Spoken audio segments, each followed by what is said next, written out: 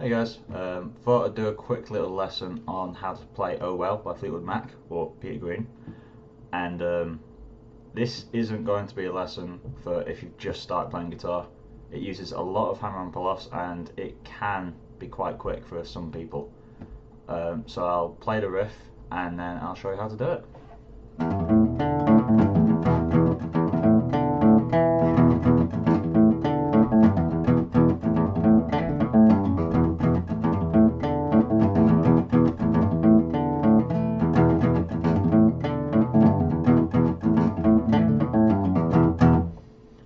So as I said, a lot of hammer and pull-offs, and some people will see that as quite quick, and no it isn't if you've been playing a long time.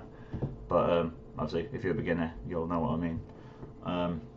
So the song starts with open E string. This is tuned in E standard, by the way. So it's open E string, hammer onto the third and open again. So it's after that it goes like this. So it's open, 3, open on the E string, then it's open to 2nd fret on the A string, so it's open D. If you can lift your finger and maintain the 2nd fret on the A string, it sounds a little bit better. So if it keeps both the notes going, it sounds a little bit better that way. Then once you've done that bit, it's open, 2, open on the A string, 3 on the E string, and then open again. For the last open note, sometimes Peter Green did do a power chord, so it just ends with those 2 power chords. It's just a standard E power chord, open E, and 2nd on the A string. That's the first part of the riff, and it's 1 of 4, as you probably heard before. So I'll just play through that one more time, and if you found it a bit complicated, just go back in the video. And yeah, let's play that again. After that, there's a variation on it. Just have to jog my memory 1 second. So yeah, it's exactly the same for the first half. So it's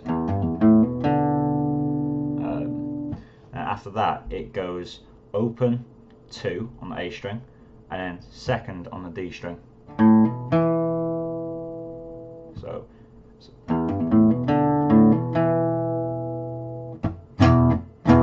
again, the power chords at the end of it. That's 2 parts of the riff out of 4, and the 3rd part is exactly the same as the first. So I'll play through to the 4th part.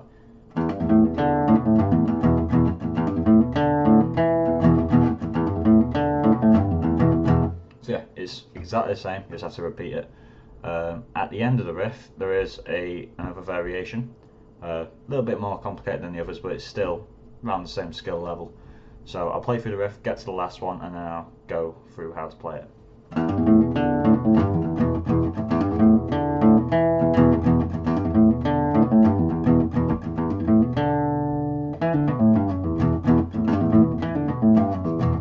So I've forgotten how to play it for a second then. Great thing for a lesson, I guess. But yeah, so it's exactly the same again for the first half of it. But the second half, it's 2 open on the D, and 2 open on the A, and it's 3, 2 open on the E string, and then the 2 power chords again. That's a recurring theme throughout this riff. So the first part and 3rd part exactly the same. 2nd part is, and as you just saw, 4th part is. So yeah, that's all there is really to the riff. Said I'll explain hammer and pull-offs. If you're unfamiliar with them, then yeah, here we go. Hammer and pull-off, if I just bring the camera a bit closer, is where you pick once. So